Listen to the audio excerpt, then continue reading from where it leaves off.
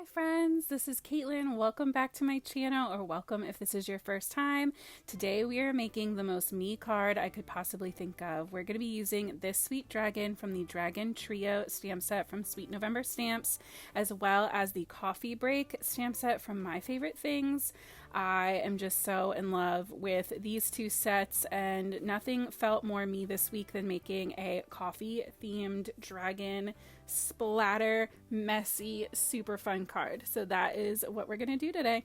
I'm starting out by trimming down a piece of distress watercolor paper. This is going to be our main panel that we're going to do all of our splattering on.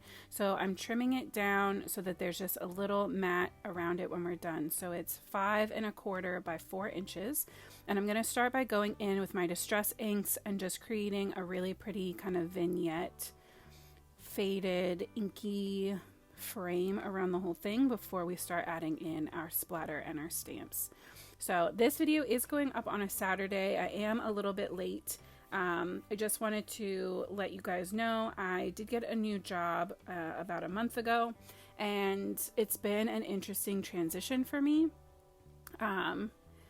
Being in the office every day and doing something really creative definitely is helping me to stay in like creative mode, but it's still just taking me some time getting used to planning out how much time I have for things. So I promise I will try to get better, but this week was also 4th of July and my birthday, and so it was just a crazy week. My goal is to film again this weekend so that I'm ready to go for next week and maybe even get a little bit ahead of schedule.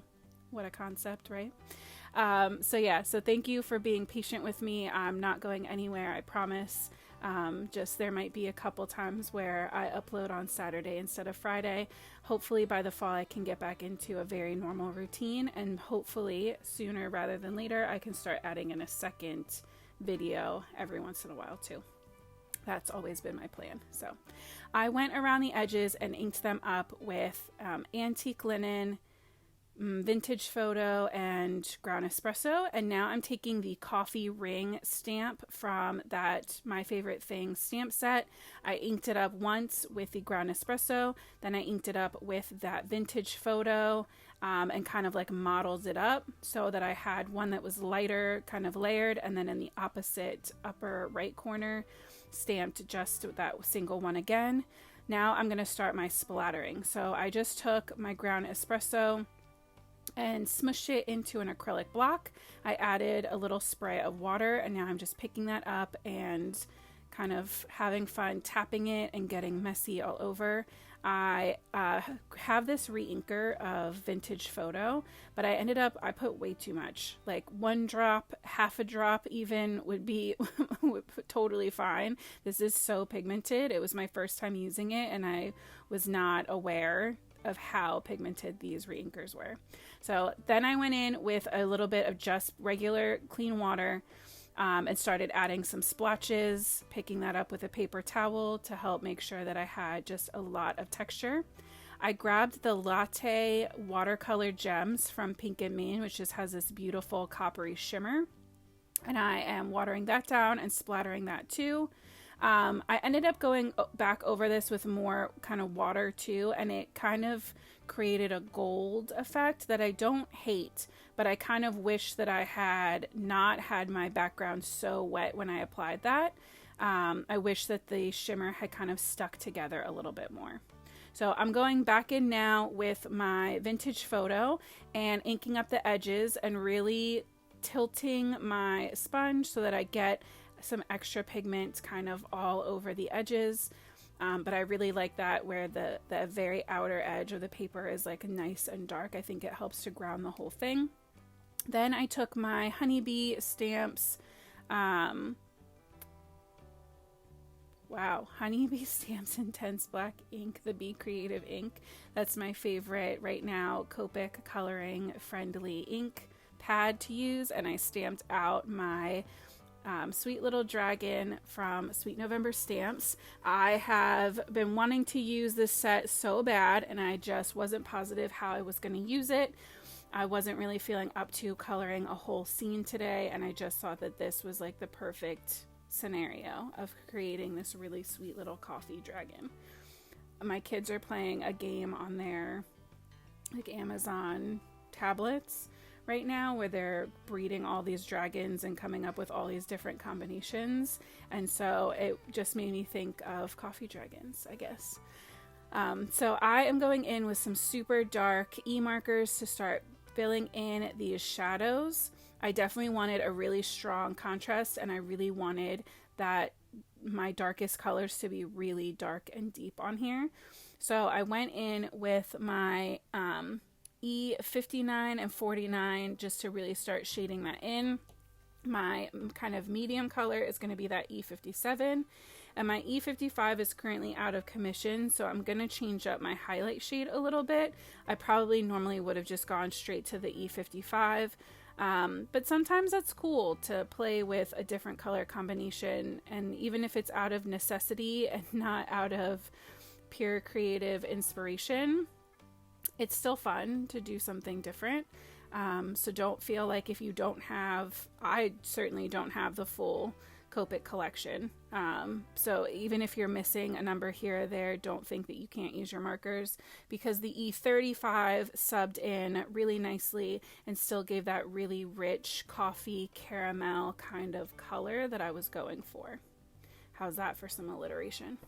I also grabbed some more 30s to shade in the wings. I wanted them to kind of look like, you know, the creamer in your coffee kind of feeling. I went in with the, I think 30, some 33, 31, 30 to shade in the little horns and the wings, and then the little spines down its back. I just love how warm and like toasty and happy this card feels to me. It is definitely a little chaotic. It's not necessarily my all the time style, but it was just so much fun to make, and I love a splattery background like that. I am a huge fan of Tim Holtz and his videos, and I love all of the inspiration that he gives, and I don't think that all of it fits my style necessarily, but it's really fun to kind of change it up sometimes and try something different. And so I hope that this video will remind you to do the same. And just because you're making something with like a splatter background doesn't mean that your main feature image can't still be crisp and clean, I guess. I love the contrast in this piece, this card, where the dragon is still so crisp and clean and cutesy, and the background is a little more realistic and messy. I think it just hits a really nice balance. So I grabbed my all-time tried and true favorite, my Grain and Grunge paper pad from Honeybee Stamps. I'm going to need a second one of these because I just love these wood grain patterns so much. That's going to be our background.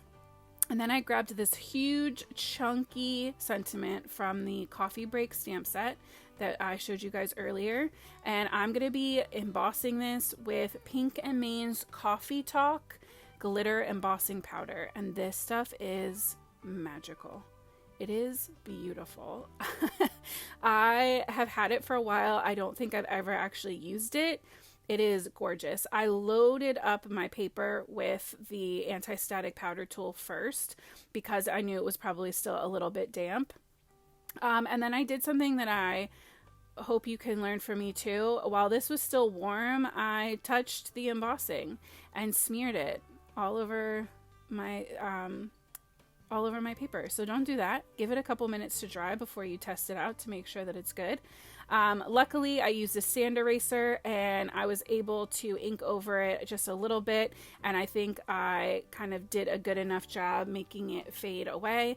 But I did then decide to help crisp it up a little extra to go in one more time. That's why I try really hard to never remove my sentiment stamps from my Misty Door until I am 100% sure that I am happy, because I was able to put this right back in, stamp a second time, make a second layer of the glitter embossing, which gives it just so much texture. And then it lined up perfect because my stamp was still in my Misty. So keep that in mind. I've made that mistake many times where I wish I hadn't moved my stamp. I trimmed down that panel and I'm getting a side folding A2 card base ready to go. I just scored that down the side. I did decide to stamp the inside of my card, something I don't always do, but I always want to push myself to do. So I love that ring so much, that coffee stain ring. I stamped that up once with Vintage Photo, and then I inked some of it off and then went back in with the antique linen, which kind of just reactivated the leftover color that was on that stamp.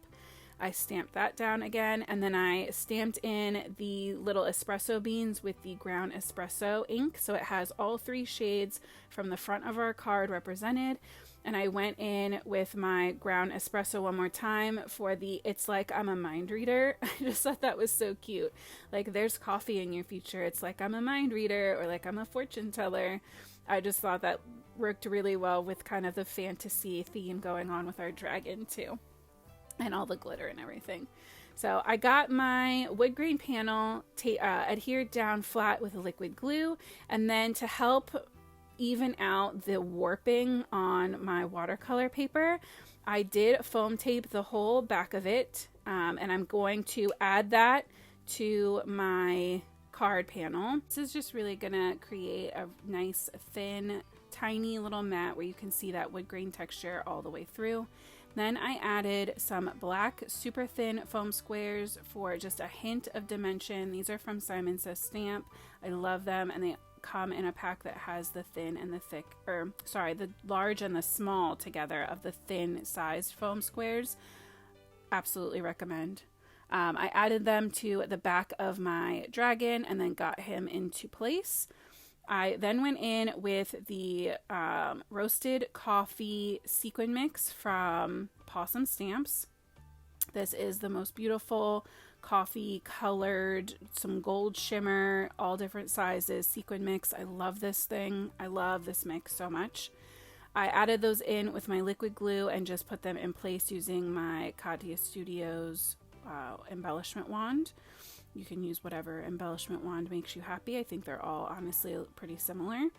And then I was going to be done, and I filmed myself, like, showing you guys the dragon, but then I decided that it looked weird that this dragon's butt was just kind of floating in midair. So I decided to go in and add some of those same E30 markers that we used earlier to give this little dragon some shadow and some grounding. And that, my friends, pulls this whole card together. So I am so excited you came to hang out with me.